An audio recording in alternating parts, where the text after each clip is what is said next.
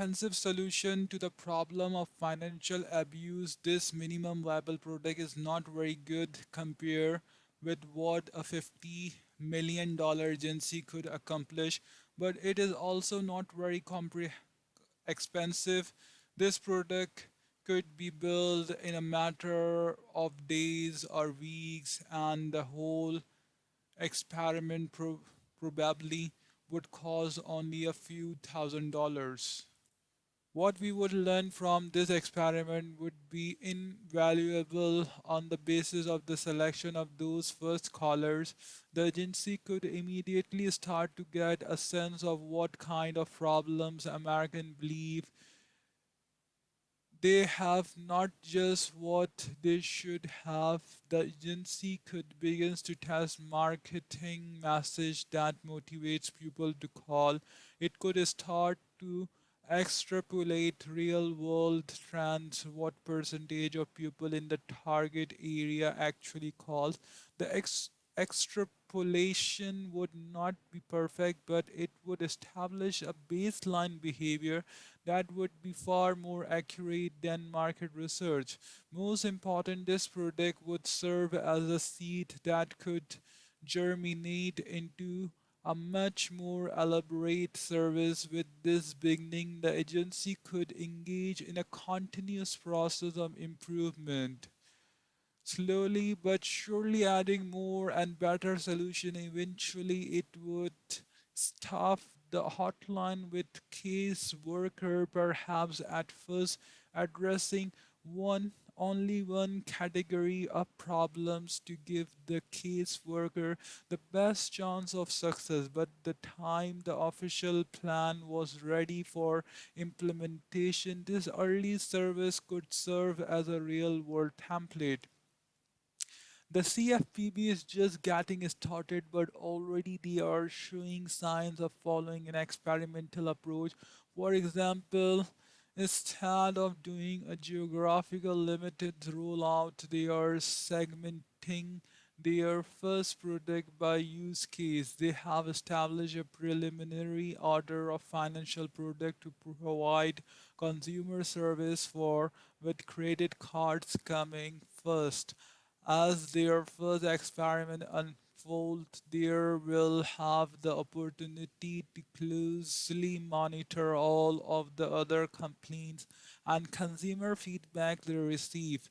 This data will influence the depth, breadth, and sequence of future offering. As David Forrest, the CFPB Chief Technology Officer, told me, our goal is to give American citizens as an easy way to tell us about the problems they see out there in the consumer financial marketplace. We have an opportunity to close monitor what the public is telling us and react to any information market change all the time, and our job is to change with them. The entrepreneurs and managers profiled in this book are smart, capable, and extremely result oriented. In many cases, they are in the midst of building an organization in a way consistent with the best practices of current management thinking. They face the same challenges in both the public and private sector, regardless of industry. As we've seen, even the seasoned managers and executive at the world best run companies struggle to consistently develop and launch innovative new products. Their challenges is to overcome the prevailing management thinking that puts its faith in well-researched plans. Remember, planning is a tool that only works in the presence of a long and stable operating history. And yet, do any of us feel that the world around us is getting more and more stable every day? Changing such a mindset is hard but critical to startup success. My hope is that this book will help managers and entrepreneurs make this change. Part 2, steer. How vision leads to steering. At its heart, a startup is the catalyst that transform ideas into product. As customers interact with those products, they generate feedback and data. The feedback is both qualitative, such as what they like and don't like, and quantitative, such as how many people use it and find it valuable. As we saw in Part 1, the products a startup builds are really experiments, the learning about how to build a sustainable business is the outcome of those experiments. For a startup, that information is much more important than dollars, awards, or mention in the press because it can influence and reshape the next set of ideas. We can visualize this three steps process with this simple diagram. Build, measure, learn, feedback loop. Ideas, build, product, measure, data learned. Minimize total time through the loop. This build, measure, learn feedback loop is the core of the learn startup model. In part 2, we will examine it in great detail. Many people have professional training that emphasize one element of this feedback loop.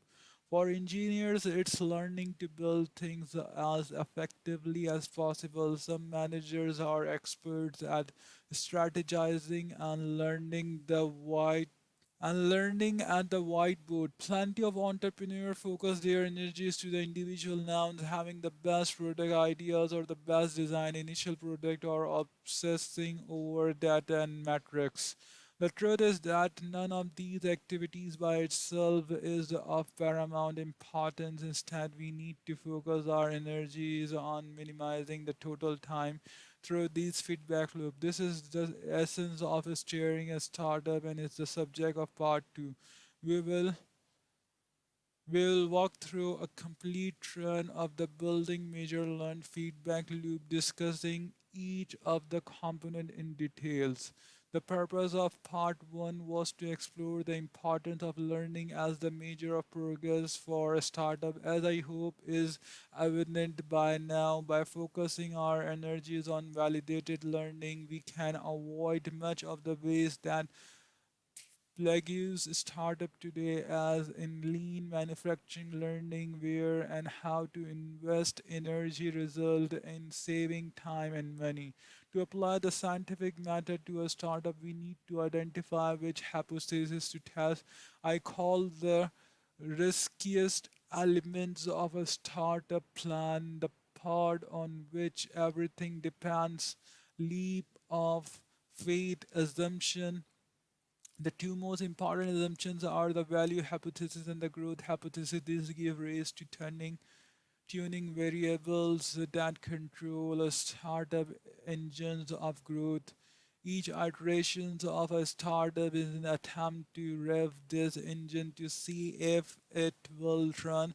When it is running, the process repeats, shifting into higher and higher gears.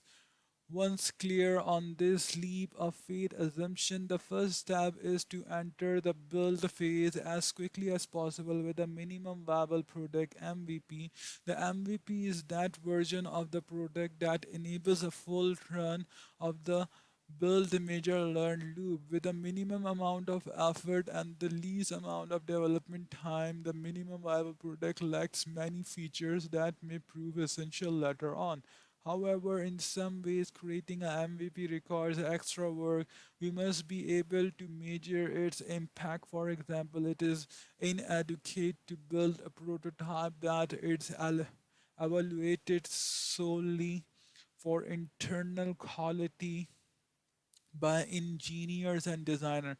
We also need to get in front of potential customer to gauge their reaction. We may even need to try selling them the prototype, as we'll soon see.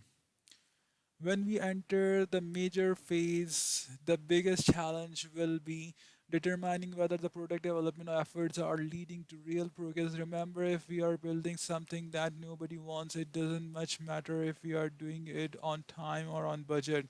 The method I recommended is called motivation. The uh, the method I recommended is called innovation accounting, a quantitative approach that allow us to see whether our engine tuning efforts are bearing fruit. It also allows us to create learning milestone which are an alternative to traditional business and product milestone. Learning milestones are useful for entrepreneur as a way of accessing their progress accurately and objectively. They are also invaluable to managers and investor who must hold entrepreneur accountable. However, not all matrices are created equal, and in chapter 7 I'll clarify the danger of vanity metrics in contrast to the nuts and bolts usefulness of actionable metrics, which help to analyze customer behavior in ways that support innovation accounting. Finally and the most important is there's the pivot upon completing the build major learn to we confront the most difficult questions any entrepreneur face whether to pivot the original strategy or preserve. If we have discovered that one of our hypotheses falls, it is the time to make a major change to a new strategy hypothesis. The lean startup method builds capital efficient companies because it allows startup to recognize that it's time to pivot sooner, creating less waste of time and money. Although we write the feedback loop as build the major learned because the activity happens in that order. Our planning really works in the reverse order. We figure out what we need to learn, use innovation accounting to figure out what we need to measure to know if we are gaining validated learning, and then figure out what product we need to build to run the experiment and get the measurement. All of the techniques in part 2 are designed to minimize the total time through the build major learn feedback loop. Number 5, leap.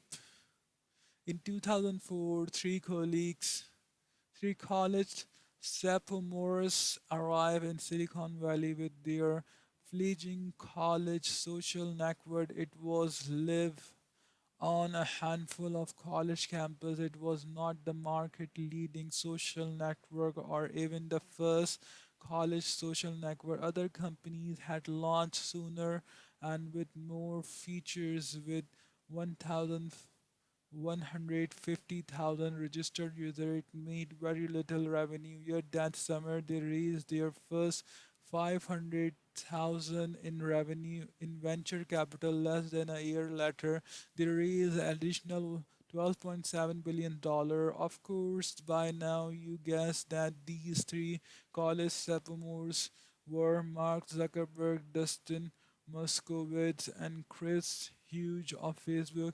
Their story is now world famous. Many things about it are remarkable, but I like to focus on only one thing: how Facebook was able to raise so much money when its actual usage was so small. By all accounts, what impressed investors the most were two facts about Facebook early growth. The first fact was the raw amount of time Facebook active users spent on the site. More than half of the user came back to the site every single day. This is an example of how the company can validate its value hypothesis. That customer find the product valuable. The second impressive thing about Facebook early traction was the rate at which it had taken over its first few college campus. The rate of growth was staggering. Facebook launched on February 4, 2004, and by the end of the month, almost three quarters of Howard undergraduates were using it without a dollar of marketing or advertisement even being spent. In other words, Facebook also had validated its growth hypothesis. These two hypotheses represent two of the most important leap of faith questions any new startup faces. At the time, I heard many people criticize Facebook early investors, claiming that Facebook had no business model and only modest revenue relative to the valuation offered by its investor. They saw in Facebook a return to the excesses of the dot-com era when companies with little revenue raised massive amount of cash to pursue a strategy of attracting eyeballs and getting big fast. Many dot-com era startup planned to make money later by selling the eyeballs they had bought to other advertiser.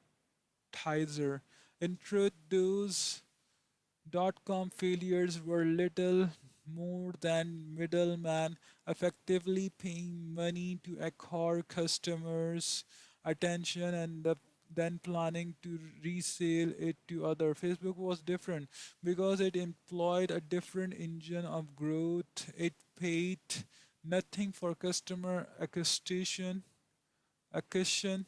and its high engagement meant that it was accumulating massive amount of customer attention every day. There was never any question that attention would be valuable to advertiser. The only question was how much they would pay.